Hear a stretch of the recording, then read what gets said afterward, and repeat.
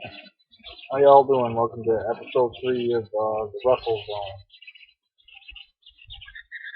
So Hell in a Cell, 2016 is almost upon us. It is in Boston, Massachusetts at TD Garden, Sunday, October 30th. Now, for those of you that have never been to TD Garden, it is a nice little. I was there with a friend in 2014. Very nice there, and we both weren't feeling good that day, so we couldn't fully enjoy it the way we wanted to.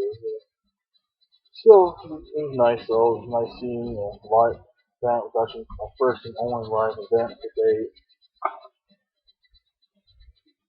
But I enjoyed it nonetheless. So, anyways, Hell in a Cell this year has 3 main events. One is Rusev versus Roman Reigns for the U.S. title. Rusev is an annoying little putt. I'm sure you all know that by now. I like Roman Reigns. Y'all gotta realize he has over 14 million likes on Facebook, so I can't understand all the hate that he gets. It is what it is. Another main event is Seth Rollins versus Kevin Owens.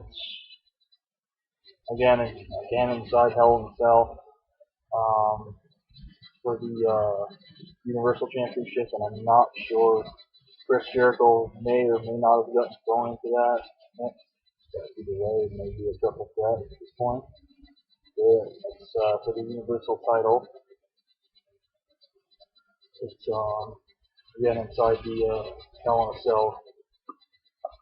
I'm sure most of you are familiar with the Hell in a Cell match. But in case you aren't, it was a cage that surrounds the ring, and unlike a normal cage match, there's a roof on the top, and over 2.5 tons of unforgiving steel. You are locked inside. So it's not a joke. It's short and sweet. In this day and age, in the PG era, it's, maybe a little watered down from what it used to be, but it still gets pretty freaking. You know what it is when you step inside of it. Put it that way. Ask Shane McMahon this year's WrestleMania against the Undertaker. I'm sure if you all saw him after the Raw after Mania, he fucked up. So it's not a joke. And, the match another match is for the tag titles is New Day and versus Sheamus and Cesaro. I hope they win the title from the New Day. The New Day.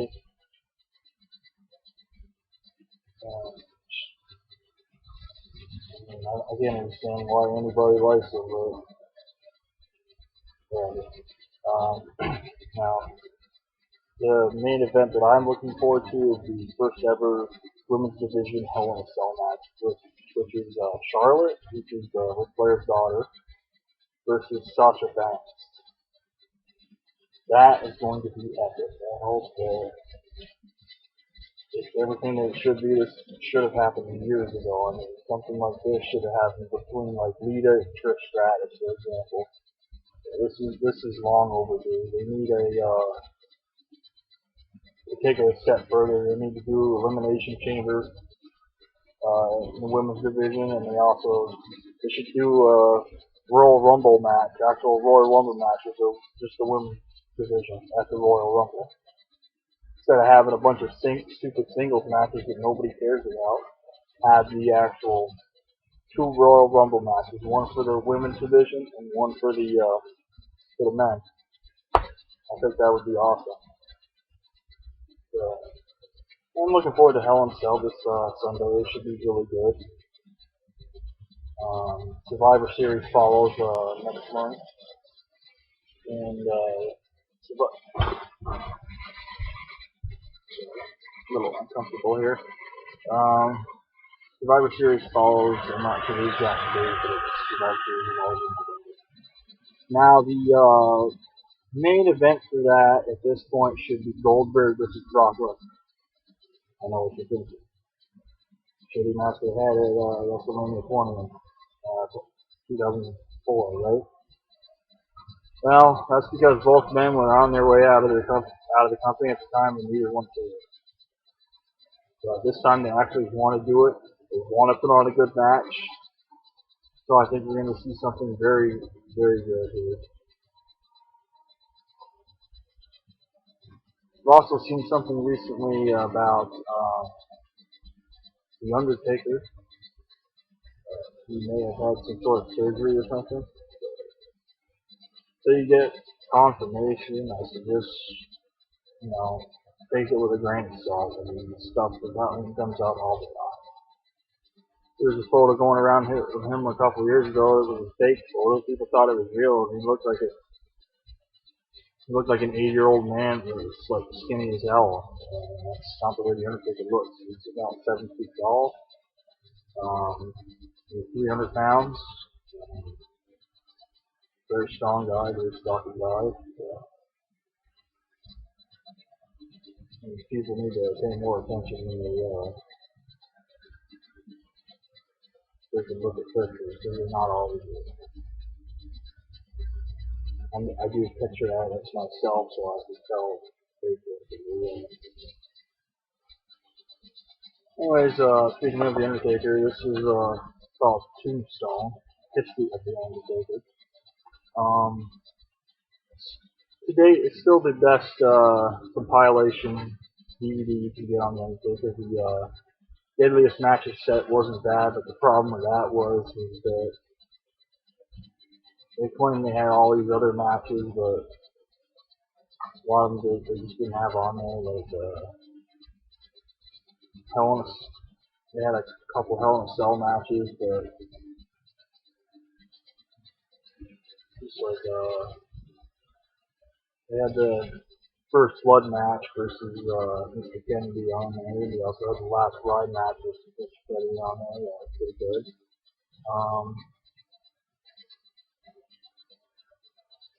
There's just so much more that they could have been on there, and you actually count the matches that he lost on that set. 7 matches that he reported a loss in.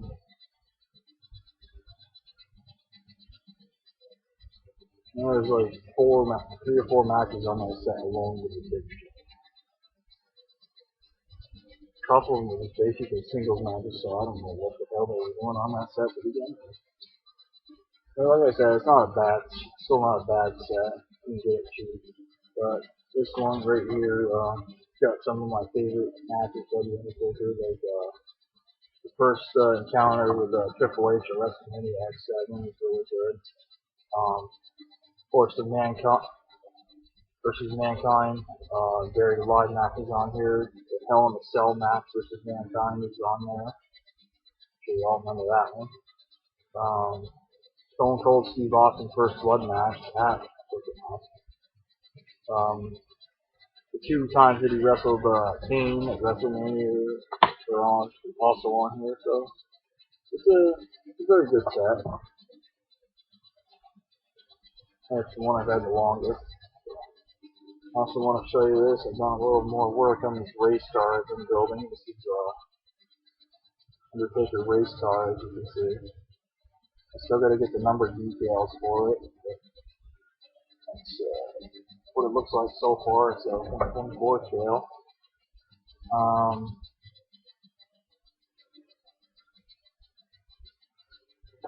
There's going to be 3 traditional Survivor Series matches at Survivor Series next month. Best 5 tag teams from SmackDown, Raw. Best 5 guys versus their best 5 guys, Raw and SmackDown. And same for the women's division. Best 5 from Raw and the best 5 from SmackDown. So that should be good. Not sure what else is going to be booked for Survivor Series yet. I'm not even sure what the December date of the year is. If they're still doing cable guys and days or not. So they switched the the split format once again, and it's hard to really tell if what it is. I haven't looked at it to see it yet. What the percent focus is. I'm not really looking at it just right now. Anyway.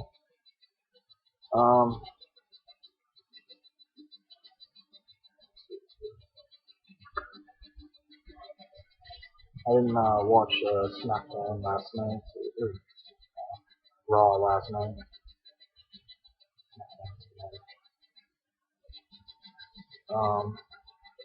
But I checked the results of the house, and it didn't look like I missed much.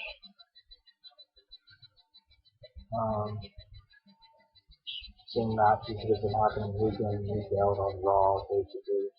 SmackDown's actually a bit different, which is good. Although, there's this guy on SmackDown that, I don't really think he's a real wrestler. His name's James Ellsworth. He's been beating AJ Styles. I don't know whose idea that was, but that does not look good. It ruins somebody's credibility, somebody like that. Some goofy guy that they probably took out of the audience or something. And for some reason, there's James Ellsworth is on a t-shirt now. It's a stupid idea.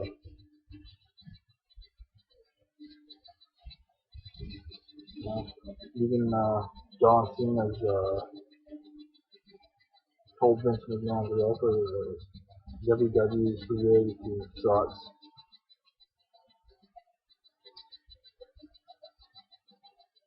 I can come up with better storylines, but guess what? They're not getting them for free. Just sorry, thirsty. Just they don't think before they do things. They just assume that we'll like whatever they decide to write and put on TV. Hasn't been the case lately. Some of these storylines are so stupid that I don't even really know if you can call them storylines anymore because it's not much it was in the Attitude Era. The Attitude Era is so much better. I know some, we won't mention any names, I know some people who think the new product is better than the Attitude Era. But, this is the same person that has a local show, local wrestling show. It's not on YouTube, but it's only on local TV. It's showing every so often. But he thinks it's better than YouTube. You do better on YouTube and get more views and more exposure than you would on a local station. Almost nobody watches. I did a show called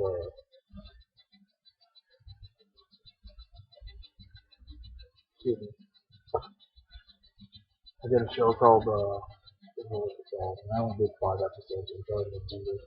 Mysteries of the Deep. That talked about like Titanic and stuff. Of course, he had to make sure his name was first in the title.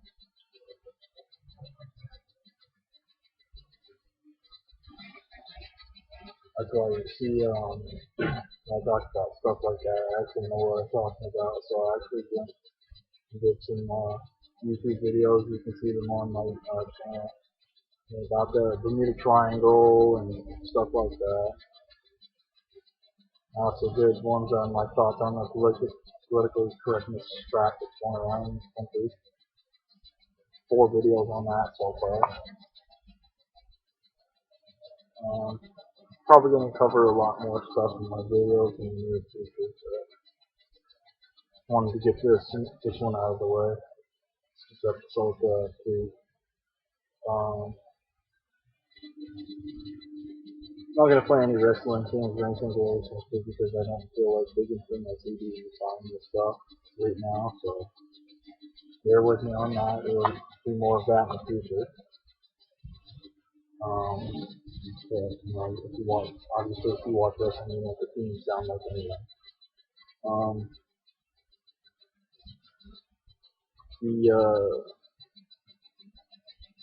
I'm starting to wonder where Triple H is because after he screwed Seth Rollins, I think it was at SummerSlam, and he hasn't been seen since. So I'm thinking him and Rollins are going to have a match. Probably, if not at Survivor Series, and probably WrestleMania. The ways away. Yeah, should be a good one-on-one match. That's what it leads to, I guess. I also understand that Sting has not had a surgery he's recommended to have because he still wants that match with the Undertaker. And you can understand that. That would be a good match. Even though they're older now, it'd still be a good match. Taker's proven that he's in better shape than a lot of the younger guys. I'll give you an example here. Finn Balor won the championship and he got hurt and he had to relinquish the title. I mean, he had it a day. So, Undertaker's pushed through injuries over the years and he's in better shape than a lot of the younger guys. So, he could still go, and Sting can prove that he could still go too. I'd still like to see that match. I know some people won't, but I'm not really sold on a lot of these younger guys because once WWE runs out of stuff for them, Kane and Sandow is a perfect example of this, then they let them go. They did the same thing with Justin Gabriel. He was one of the better members of the Nexus. They could do a lot more in the ring, and they let him go. Kind of wonder about these guys that they're pushing too far, too fast, like Kevin Owens. This guy's already had multiple titles, multiple pushes. Pretty soon there's going to be nowhere for him to go but down. Sorry to Kevin Owens fan, but that's just the way it is. You go up too fast, you come down even harder. It's logic. As far as John Cena goes, I'm not seeing the same spark in him that I saw. Yeah, I used to see. I mean, his heart's not in it the way it used to be. You watch him in the ring now. I know he still loves the business, but I just don't think he has that spark for the youth guy. I mean, he's really done everything. I mean, aside from breaking Ric Flair's record, what else is there for him to do? I mean, he could hold the Intercontinental title, but other than that, I mean, there's really not much for him to do. Then goes to the Undertaker. And there's a lot of people who want to see them face each other at WrestleMania, but with Undertaker's streak ending at WrestleMania 30 a couple years ago, I mean, at this point, what the hell's the point? I mean, Undertaker gets another loss versus Cena, or even just, another win versus Cena. I mean, if they're going to do they have to do the match. That's what they want to do it. I don't think it should be a WrestleMania. That's a match that should have happened several years ago, 9, 10 years ago. At this point, there's no point to do it.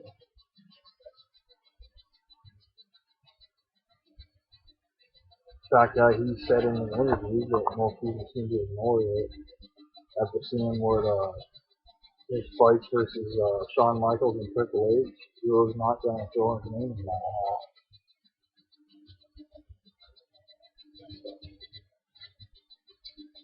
And if he does, it's probably because Vince is forcing him to.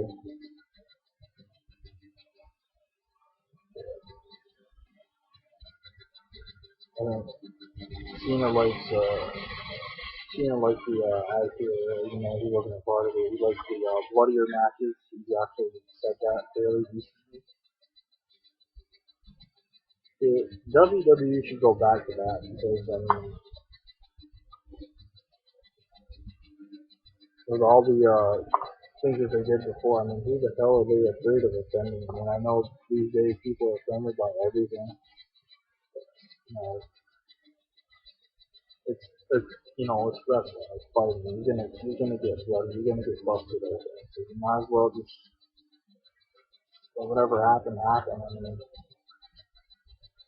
you know how stupid it is to freaking get busted open like they do now and you freaking have a good reason and freaking get a towel and wipe the blood away. You know, it's stupid, dude. You know, freaking brings the match down. I mean, I like to see the hardcore matches. That's why I've been losing interest in modern wrestling. You can, I got some like old record tapes I got from the Attitude Era. I swear to watch those.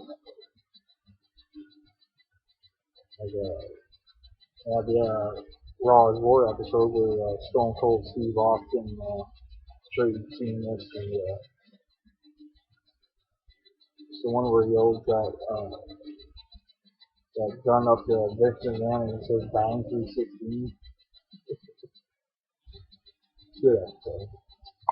I had the pay-per-view from the night before. It's also on before the Raw is War, so that's good. Everything's uncut on it. It's the old WWF logos, scratch logo that they banned because of the World Wildlife Fund. Now, one thing I don't understand about that is that all the years that WWF was around, they waited until the later part of the Attitude Era to make a stink about it. I mean, they're jealous of all the money the Attitude Era was making.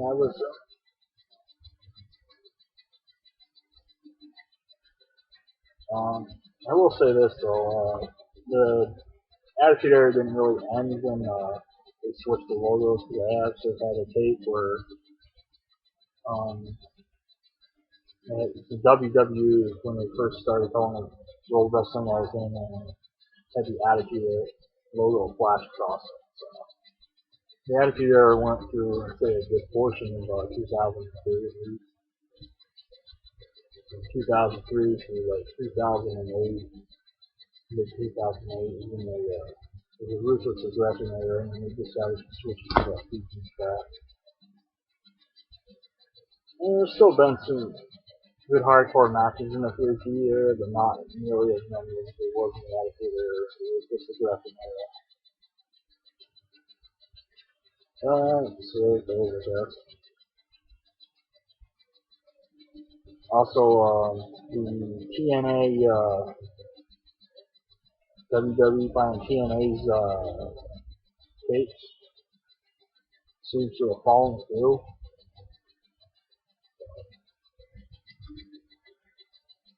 Guess we won't be getting any of that stuff on the network or anything like that, or any DVDs or special sets, which is unfortunate because I was looking forward to that. So, TNA is about to file for bankruptcy, and maybe they'll still be able to pick it up, but obviously it'll be cheaper at this point. So, another thing I want to mention is that I got a friend that actually does another YouTube show on here called Wrestle Chat or Wrestling Chat, I think it's called. But his name's Tyler. His is a good show. You just want to check him out first. He's actually been doing this for a little while longer than I only recently started mine. He hasn't done an episode recently though, which is kind of weird. His last episode was like about 3 months ago, so I'm gonna go for that. But the one thing I want to mention is person that we talking about earlier. That has that show on that local channel. He claims his show is always imitated and never duplicated. Yeah, news flash for you. Nobody imitates that shit. It's not that hard to talk. Wait, I'll talk to some of his former co-hosts. They all said to me, even if they wouldn't be nice enough to tell him to, they'd be nice enough not to tell him to wrestle. I've had conversations. So anyways, that about wraps up this episode of Wrestle Zone. Like I said, I was originally gonna call it wrestling chat, but so I was almost, that's what I was calling it in the first episode when I was almost done doing it. I realized I was naming my son Tyler, so I said, can't do that. So, I mean, long before I even started this, I wanted to call it Wrestle Zone anyway, but in the moment of making the first episode, I kind of forgot that. Because it had done so long by the time I planned it and by the time I actually filmed the first episode. It's several months gap in between, so I'm not going to remember everything. But anyways, I hope you enjoyed this. I will try to get another episode done probably after Hell in a Cell, which is Sunday, so maybe Monday or Tuesday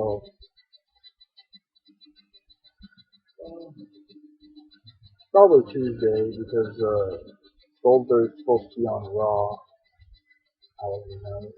Seeing I watch Raw Halloween night, it's probably night. Monday or Tuesday I'll do episode 4. This episode 4. No, this is episode 3. Okay. Okay. Episode 3. And that counts as episode 4. No. Like I said, I don't watch these. I mean, I only watch a little bit of my videos to see if they play okay and they sound okay. So, if I repeat myself on any of them, sorry about that. Like I said, I don't really pay attention to them after they're done. But I will be honest.